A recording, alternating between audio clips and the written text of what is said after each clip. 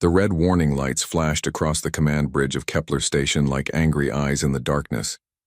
Admiral Zethara pressed her four-fingered hands against the metal railing as she watched the battle unfold on the main screen. Her blue skin had turned pale with fear, and her long ears drooped with exhaustion. "Ma'am, we've lost the outer defense ring," reported Commander Vextok, his voice shaking through his translator device. "The Vorth have broken through our last line of ships." Zethara nodded slowly. She had expected this moment for weeks now, but it still felt like a punch to the stomach. Around her, officers from 12 different alien species worked frantically at their stations. Some had scales, others had fur, and a few looked like walking crystals. But they all shared the same look of desperation. The Vorth swarm had been sweeping across the galaxy for 3 years now.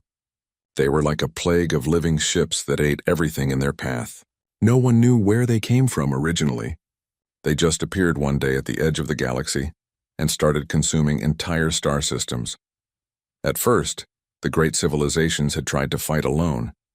The proud Altarians with their energy shields, the ancient Nexari with their crystal technology, the mighty Kethmor with their gas giant factories. One by one, they all fell to the endless hunger of the swarm. "How many enemy ships are out there?" Zethara asked, though she dreaded the answer. "Our computer stopped counting at 5 million, ma'am," replied the tactical officer, a insect-like being whose antenna twitched nervously. "But there are more coming through the jump points every minute." Through the station's massive windows, Zethara could see the battle raging in space. The Vorth bioships looked like giant beetles crossed with sharks. They moved in perfect coordination, like parts of one huge organism, which she supposed they were. The Vorth shared one mind across their entire species. Coalition ships exploded like fireworks against the black void. Each flash of light meant hundreds of brave souls lost forever. Ships from a dozen worlds fought side by side, their different technologies creating a rainbow of weapon fire. But it wasn't enough. It was never enough against the swarm. "Ma'am, the Crystal Heart is taking heavy damage," called out the communications officer. "Captain Silenth requests permission to ram the enemy formation." Zethara closed her eyes for a moment.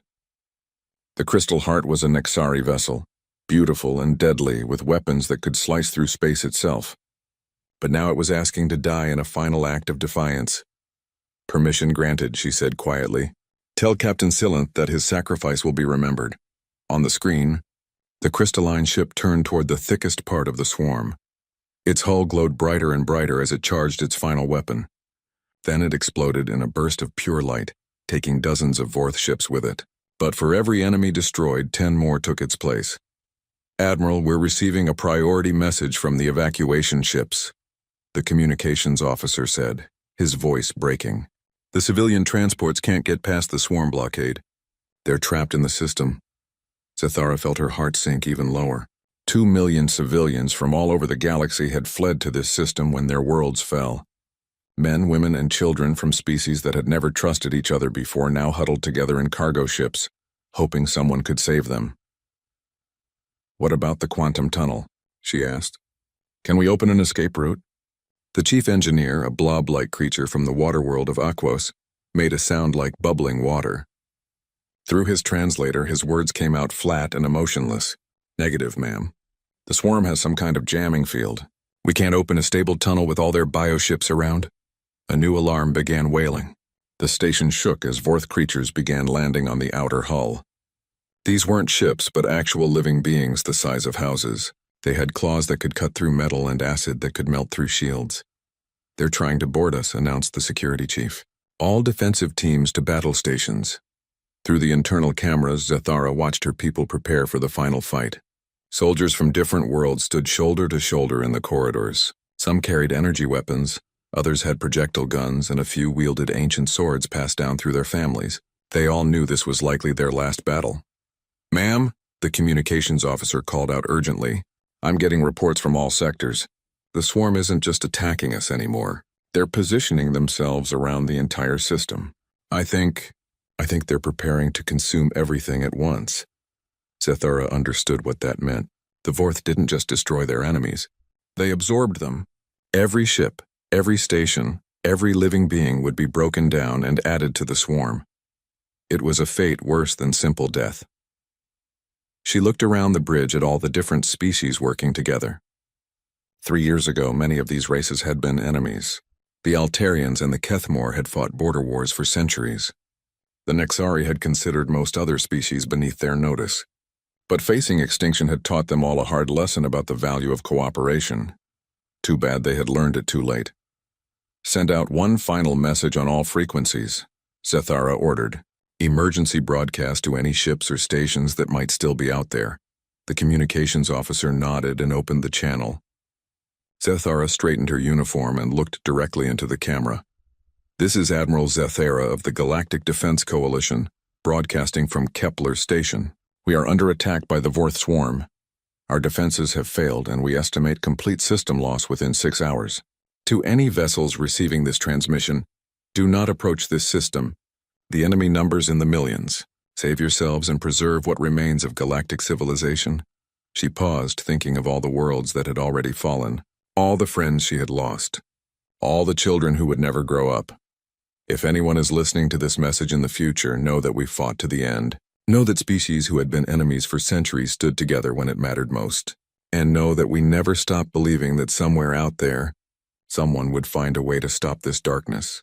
She nodded to the communications officer, who closed the channel. The station shook again as more Vorth creatures landed on the hull. Through the walls, she could hear the sound of metal being torn apart. Emergency lights flickered as power systems failed one by one. "All hands prepare for final defensive positions," she announced over the station's intercom. "It has been an honor serving with all of you." As alarms wailed and the lights dimmed, Admiral Zethara took one last look at the star field beyond the windows. Somewhere out there in the vast darkness, maybe someone would remember them. Maybe someone would learn from their sacrifice. But for now, all she could do was face the end with dignity and hope that death would come quickly. The swarm was coming, and there was nowhere left to run. The emergency lighting cast strange shadows across the bridge as Admiral Zethara watched her tactical display. Red dots swarmed around Kepler Station like angry insects. Each dot represented thousands of Vorth creatures ready to tear apart everything in their path. "Hull breach on level 7, reported the damage control officer. "The creatures are inside the station now." Zethara could hear weapons fire echoing through the corridors. Her people were fighting bravely, but everyone knew it was hopeless. The Vorth didn't just kill their enemies. They absorbed them into the swarm, turning victims into more weapons against the living. "Ma'am," the sensor operator called out, his voice confused. "I'm getting some very strange readings from the outer system." "Strange how?" Zethara asked, though she couldn't imagine what could be stranger than their current situation. "There are new contacts appearing on the edge of sensor range. Big ones. Really big." The operator's hands danced over his controls, trying to make sense of what he was seeing. "Whatever they are, they're moving fast. Faster than anything I've ever seen." Zethara frowned. The Vorth had been reinforcing their attack for hours. Maybe these were just more enemy ships coming to finish the job. She moved to the sensor station and looked at the display herself. Her breath caught in her throat. The new contacts were huge. Not as numerous as the swarm, but each individual ship was massive. Bigger than the largest coalition dreadnought. Bigger than anything in the galactic databases. "Are they Vorth?" she asked. "No, ma'am. The energy signatures are completely different. I've never seen anything like this technology." Another officer called out from across the bridge. "Ma'am, we're receiving a transmission.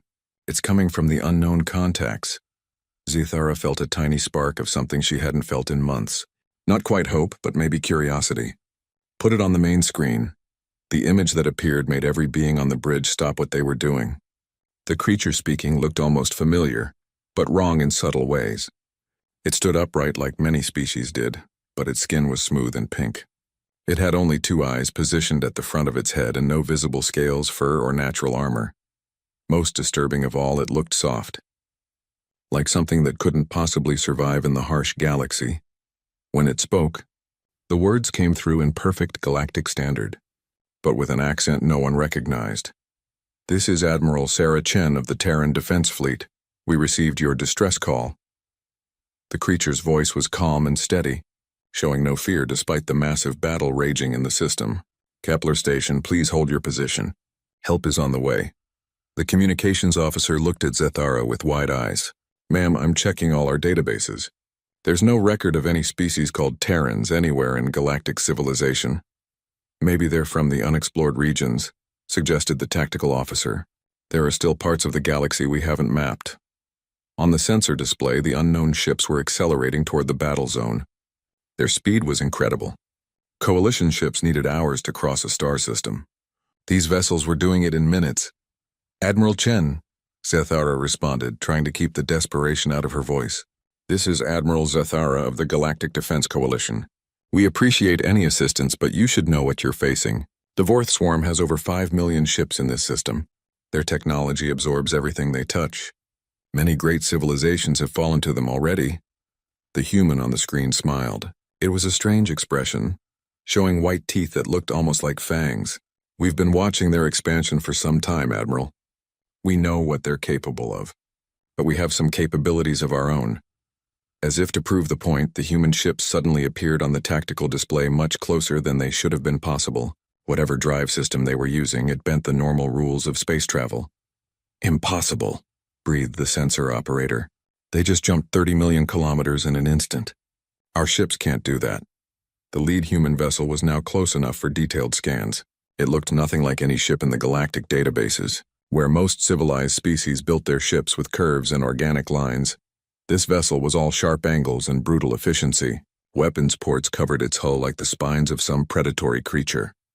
"Admiral Chen," Zethara said urgently, "you need to understand the danger. The Vorth don't just defeat their enemies, they consume them. Everything they touch becomes part of the swarm. If they capture your ships—" "We appreciate the warning," the human replied, "but we didn't come here to run away." The first Vorth ships had noticed the newcomers and were turning to face this new threat. Bioships that looked like massive insects began forming attack formations, their living hulls pulsing with hostile energy. Unknown vessels came a new transmission, this one in the horrible clicking language of the Vorth swarm. The station's computers automatically translated the words, "You will be absorbed. Resistance is futile. Join the swarm." Admiral Chen's response was immediate and shocking in its casualness. "Thanks for the offer, but we'll pass." What happened next would be talked about in every bar and meeting, hauled across the galaxy for generations to come. The human ships opened fire, but these weren't the elegant energy beams or guided projectiles that civilized species used. These were primitive kinetic weapons that threw pieces of metal at incredible speeds, crude missiles that exploded with chemical explosives instead of exotic matter, and they were devastatingly effective. The first salvo from the human fleet tore through a Vorth formation like it was made of paper. Bioships that had shrugged off the most advanced coalition weapons simply came apart under the primitive but overwhelming firepower. "How is that possible?" gasped the tactical officer. "Those weapons shouldn't be able to penetrate Vorth bioarmor." But the humans weren't finished. Their ships moved through space in ways that made experienced naval officers dizzy to watch. They spun and rolled and dove like atmospheric fighters rather than massive starships. Their formation patterns seemed chaotic and random, but somehow they always ended up in exactly the right place to deliver maximum damage. "Ma'am," the communications officer called out, his voice full of wonder. "The swarm formations they're breaking apart. The Vorth ships are actually retreating from some sectors." Zethara stared at the tactical display in disbelief. For 3 years, the Vorth swarm had been unstoppable. They had crushed every fleet sent against them, absorbed every defense, consumed entire star systems without ever showing the slightest hesitation. Now, for the first time since the war began, they were backing down. "Admiral Chen," Zethara said into the communicator, hardly believing her own words, "it appears your weapons are effective against swarm biotechnology. How is that possible?" The human's smile grew wider. "Let's just say we've had a lot of practice dealing with hostile life forms.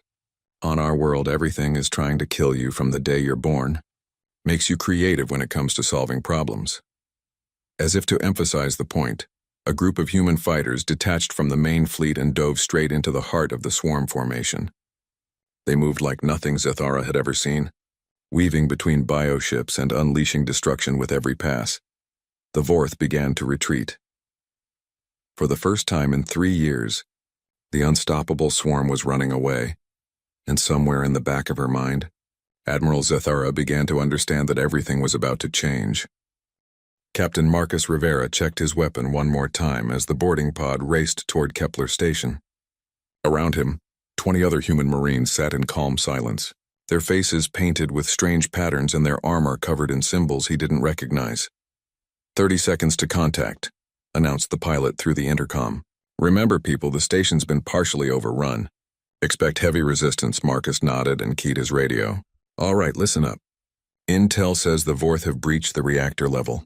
If that goes critical, everyone in this system dies. Our job is to get in there and hold the line until the engineers can stabilize it. Through the pod's small window, he could see the massive bulk of Kepler Station growing larger. The alien structure was beautiful in its own way, with flowing curves that reminded him of some deep-sea creature. But now it was covered with the ugly growths of Vorth bioships like parasites feeding on a whale. "Sir," called out Sergeant Williams, a tough woman from the Mars colonies. "What do we know about these coalition soldiers?" "Can they fight?" "They've been holding out against impossible odds for 3 years," Marcus replied. "That tells me they've got heart. Heart counts for a lot in a fight."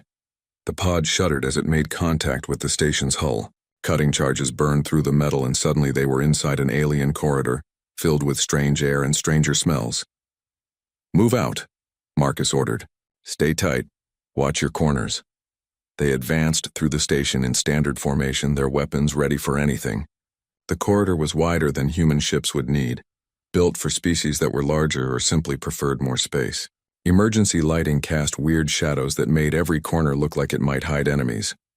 The first coalition soldier they met was a tall, blue-skinned being with 4 arms. It was wounded and leaning against a wall, but it still raised its weapon when it saw them coming. "Easy there, friend," Marcus said, raising his hands to show he meant no harm. "We're here to help." "Terran Defense Fleet," the alien's translator crackled as it spoke. "Terran, I do not know this species, but if you fight the swarm, you are welcome." "How bad is it down below?" Marcus asked. "Very bad. The creatures broke through on level 7. My squad held them as long as we could, but—" the alien gestured to its wounds. "They are unlike anything we have fought before. They learn from every attack, adapt to every weapon." Marcus nodded grimly. "Well, they haven't met us yet. Williams, take half the squad and escort this soldier to medical. The rest of you with me." They pressed deeper into the station, following signs in a dozen different alien languages toward the reactor core. The sounds of battle grew louder as they descended. Energy weapons discharged in sharp cracks, while something that sounded like giant insects chittered in the darkness. When they reached level 7, they found chaos. Coalition soldiers from various species had formed a defensive line across a wide intersection. Some were tall and graceful, others short and stocky. A few looked like they were made of living crystal. But they all fought with the same desperate courage as the Vorth creatures pressed against their position. The enemy was worse than Marcus had imagined. The creatures looked like a nightmare cross between spiders and sharks, with too many legs and too many teeth. They moved with perfect coordination, like parts of a single organism. Worst of all, they seemed to learn from every attack, adapting their tactics in real time. "This is Captain Rivera, Terran Defense Fleet," he announced over the general frequency. "We're here to reinforce your position." A voice responded in accented galactic standard. "This is Lieutenant Kexmore of the Altarian Guard. Thank the Void you are here. We cannot hold much longer." Marcus studied the tactical situation quickly. The coalition forces were stretched thin across multiple corridors, trying to keep the Vorth from reaching the reactor core. Their weapons were precise and elegant, but they weren't doing enough damage to stop the swarm of creatures. "Change of plans," Marcus announced. "Fall back to defensive positions around the reactor core. We're going to make our stand there." "Sir," one of the coalition officers protested, "if we fall back, the creatures will have access to the entire level." "Trust me on this," Marcus replied. He turned to his Marines. "Set up the heavy weapons at the core entrance. I want overlapping fields of fire, and break out the special ammunition." His soldiers moved with practiced efficiency, setting up defensive positions that would have made their drill instructors proud. They used furniture and equipment to create barriers, positioned their weapons to cover every approach, and prepared nasty surprises for anything that tried to break through. The coalition soldiers watched in fascination as the humans worked. Their movements were quick and purposeful, without the elegant ceremony that marked most galactic military traditions. These beings fought like they had been doing it their entire lives. "Captain," asked Lieutenant Kexmore, "what is this special ammunition you mentioned?" Marcus smiled grimly. "Something we developed for the nastier predators back home." high explosive rounds with chemical accelerants. They burn hot enough to melt through just about anything. Your world has predators that require such weapons? The alien asked in amazement. You'd be surprised what lives in Earth's oceans, Marcus replied. Or in Australia. The Vorth creatures came in a wave of chittering death. They poured down the corridors like a living flood, their claws clicking against the metal floors as they rushed toward the human positions. Marcus waited until they were almost on top of the barricades before giving the order. Open fire. The sound was incredible. Human weapons didn't make the clean zapping noise of energy beams. They roared like thunder, filling the air with smoke and the smell of burning chemicals. The special ammunition tore through Vorth bioarmor like it was tissue paper, and the explosive rounds left craters in the walls. But more importantly, the creatures were dying. Not just wounded or stunned, but actually dying. For the first time since the Coalition soldiers had faced the swarm, their enemies stayed down when they were shot. How are you doing that? Lieutenant Kexmore shouted over the gunfire. Our weapons barely slow them down. Kinetic energy and chemical explosives, Marcus shouted back as he reloaded. Sometimes the old ways are the best ways. The battle raged for what felt like hours, but was probably only minutes. Wave after wave of Vorth creatures threw themselves against the human defensive line, and wave after wave was cut down by the thunder of primitive but effective weapons. Finally, the attack stopped. The corridor fell silent except for the ringing in everyone's ears and the groans of wounded soldiers. Status report, Marcus called out. Reactor core is secure, reported one of his engineers. Those burns on the containment unit look worse than they are. Give me an hour and I'll have everything running at full capacity. Lieutenant Kexmore approached Marcus, his forearms spread in what the captain assumed was a gesture of respect. I have fought in many battles, but I have never seen anything like this. Your species fights with a ferocity that matches the swarm itself. The difference is we know when to stop, Marcus replied, checking his ammunition. The Vorth just consume everything. We fight to protect something. Through the station's communication system, they could hear reports from the space battle above. The Terran fleet was systematically dismantling Vorth formations that had seemed invincible just hours before. For the first time in 3 years, the tide was turning. Captain Rivera, came Admiral Chen's voice over the radio. Nice work down there. How are our new allies holding up?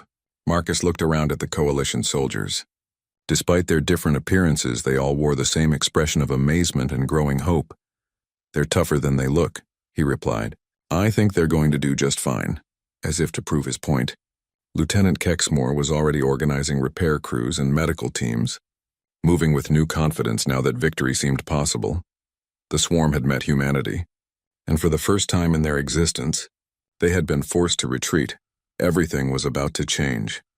Dr. Yuki Tanaka stood at the front of the conference room aboard Kepler Station, looking out at the most diverse gathering she had ever seen. Representatives from 12 different species sat around the curved table, their attention focused on the holographic display floating in the center of the room. Ladies, gentlemen, and honored beings of various classifications, she began with a slight bow. I know you have many questions about my people, about how we were able to defeat the Vorth when your combined fleets could not. The answer, I'm afraid, is both simple and terrible. Admiral Zethara leaned forward, her blue skin still pale from the stress of recent battles. Dr. Tanaka, our databases show no record of any world called Earth. How is it possible that an entire civilization could exist without our knowledge? Yuki smiled sadly and gestured to the hologram. The image changed to show a blue and green planet orbiting a yellow star. It looked peaceful and beautiful from space, with white clouds swirling over vast oceans and green continents. This is Earth, she said, our homeworld. And you're right, it's not in your databases. Do you know why? Commander Vextok, the insect-like being who served as the Coalition's head of intelligence, made a clicking sound with his mandibles. We surveyed that system approximately 800 years ago. The planet was classified as uninhabitable due to extreme environmental conditions. Extreme environmental conditions, Yuki repeated. Yes, that's exactly right. Let me show you what that means. The hologram zoomed in on the planet's surface. Suddenly, the peaceful image became something from a nightmare. Massive storms swirled across the oceans, with winds that could level cities. Volcanoes erupted, spewing fire and ash into the atmosphere. The very ground split apart in earthquakes that reshaped entire continents. Our world kills us every day, Yuki said quietly. The weather alone has destroyed more human civilizations than any war. We have storms that can flatten forests, cold that can freeze blood in your veins, and heat that can cook flesh off bones. And that's just the beginning. She gestured again, and the image changed to show various earth creatures. A great white shark with rows of razor teeth, a grizzly bear that could crush bones with its bare hands, a tiny spider whose bite could kill in minutes. Everything on our world is designed to kill everything else. Even our smallest creatures are deadly. This little octopus, she pointed to what looked like a harmless blue-ringed creature, can kill 30 adult humans with one bite.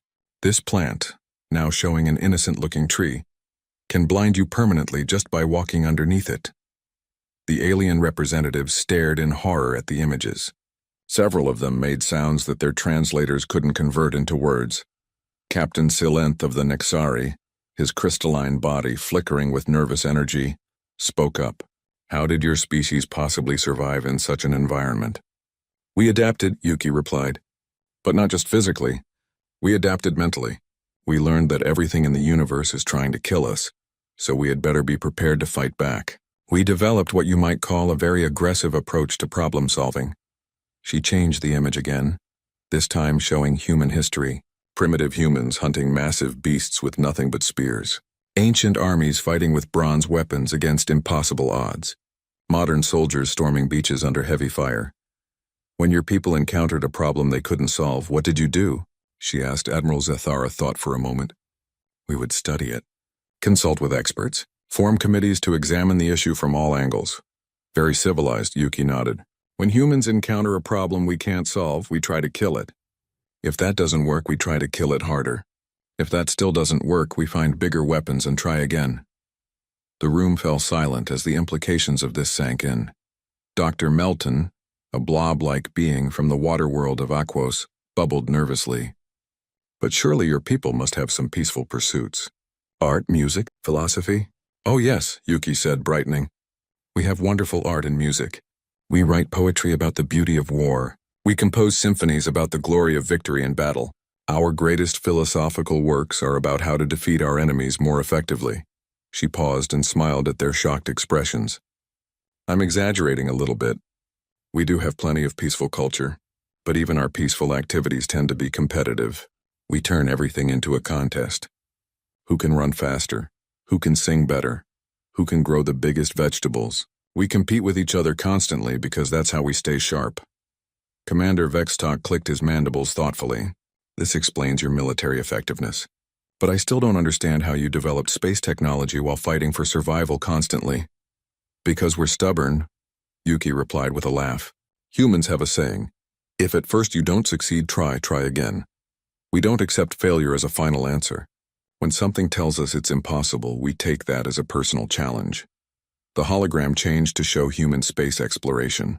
Primitive rockets exploding on launch pads, followed by more advanced vehicles reaching orbit, then the moon, then other planets. Our first attempts at spaceflight killed most of the people involved, so we built better rockets. Those exploded too, so we built even better ones. We kept dying and kept building until finally we succeeded. How many of your people died in these experiments? Asked Captain Silenth. Thousands, Yuki said matter-of-factly. But every death taught us something new. Every failure made us stronger. We learned to think of setbacks as learning experiences rather than defeats. Admiral Zethara was studying the human ships visible through the conference room's windows. Your technology seems crude compared to our energy-based systems. Why didn't you develop more elegant solutions? Because crude works, Yuki replied. When you live on a world where everything wants to kill you, you don't have time for elegant. You need something that will stop a charging rhinoceros or a hunting tiger. You need it to work every time in any conditions, and you need it right now. She gestured to the human fleet outside. Those ships aren't pretty, but they're reliable. Those weapons aren't sophisticated, but they never fail. We built them to work in the worst possible conditions because that's the only conditions we know. But the Vorth, protested Lieutenant Kexmore.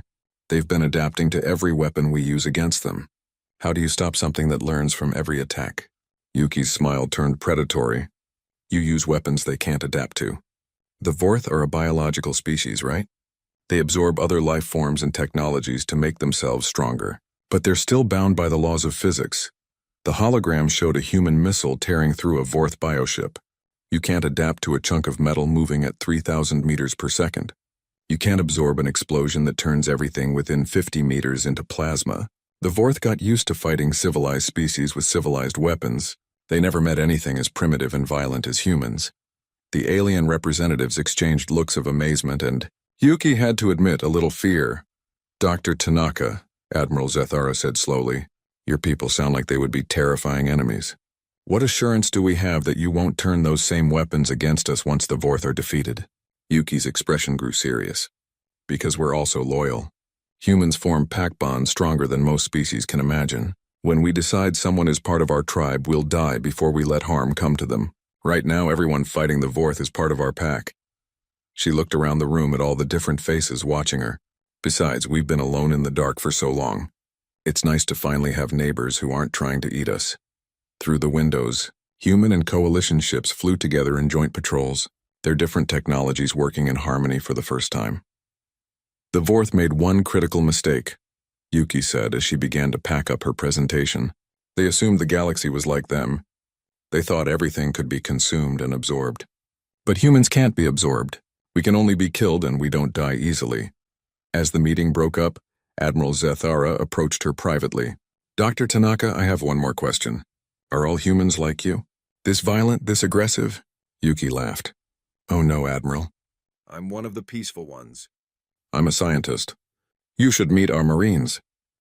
6 months after the victory at Kepler Station, Admiral Zethara stood on the bridge of the newly commissioned Unity, watching the largest fleet in galactic history prepare for battle. Through the massive viewing windows, she could see ships from 14 different species floating in perfect formation. Human vessels with their brutal angles flew alongside elegant Altarian cruisers.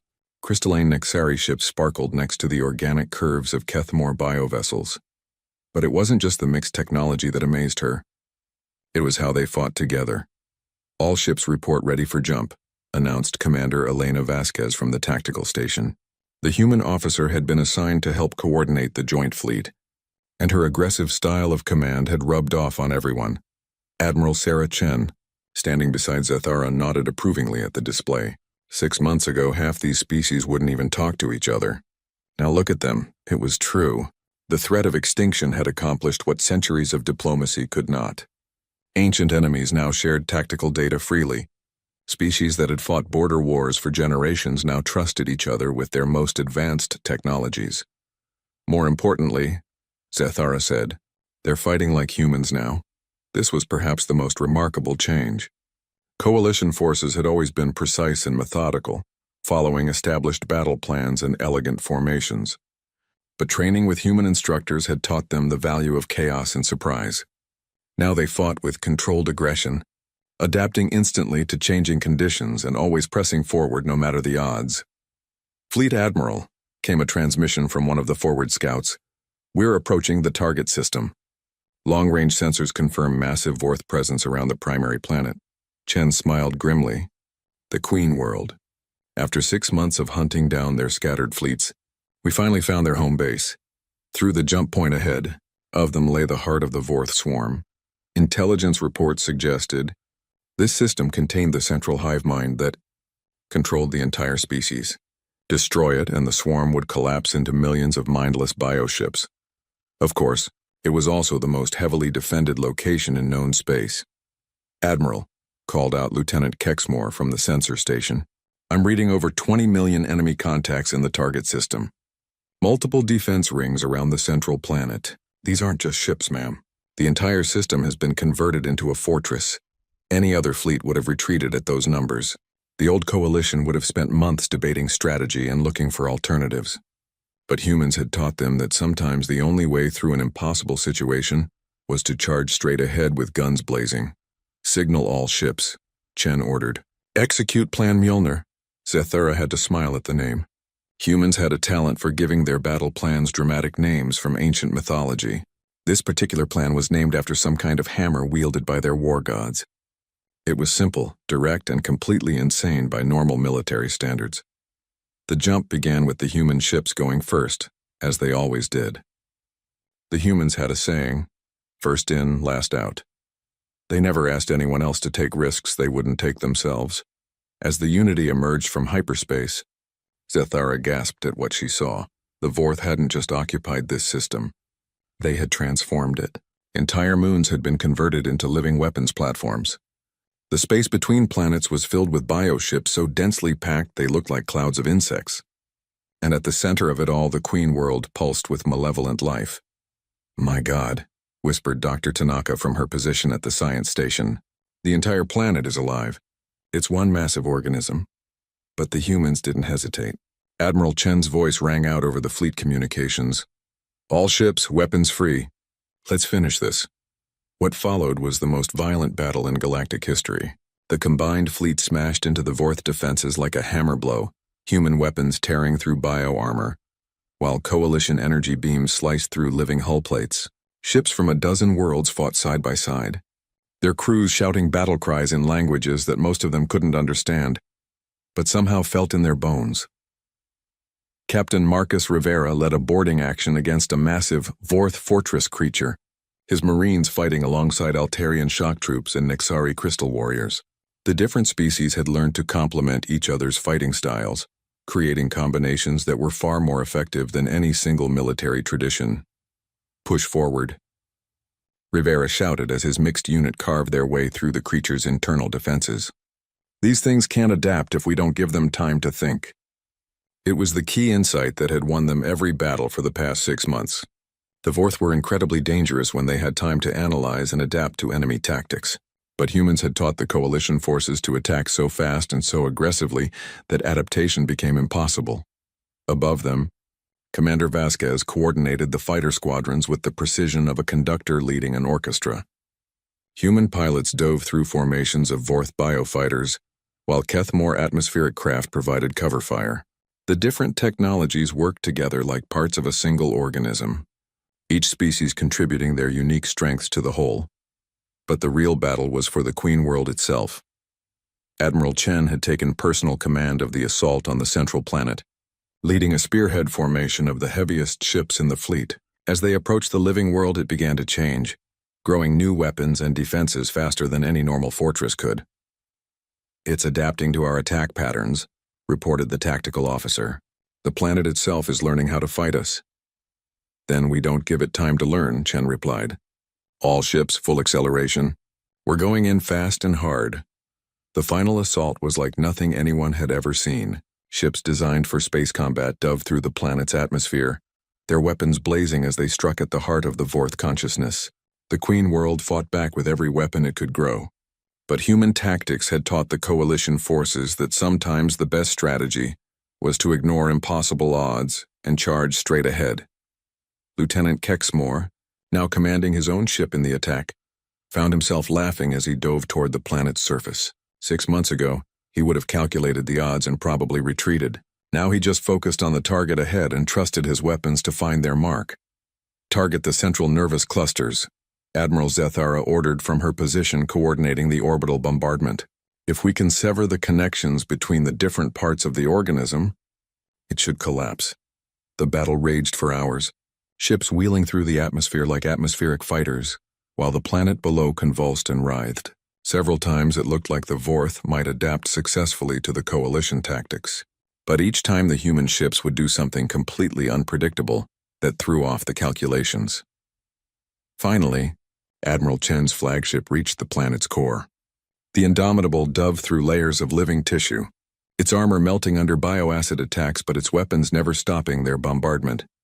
"This is Chen to all ships," her voice crackled over the communications. "We've reached the central brain cluster. Beginning final attack run." The explosion, when it came, could be seen from the edge of the star system. The Queen world simply came apart, its living continents breaking away and floating dead in space. Across the entire galaxy, Vorth bioships suddenly went dormant as the controlling intelligence that had driven them was finally destroyed. In the aftermath, as rescue ships searched for survivors and damage control teams worked to repair wounded vessels, Admiral Zethara found herself standing beside Admiral Chen on the observation deck of the Unity. "It's over," Chen said simply. "The swarm is finished." Around them, representatives from every species in the coalition were celebrating in their own unique ways.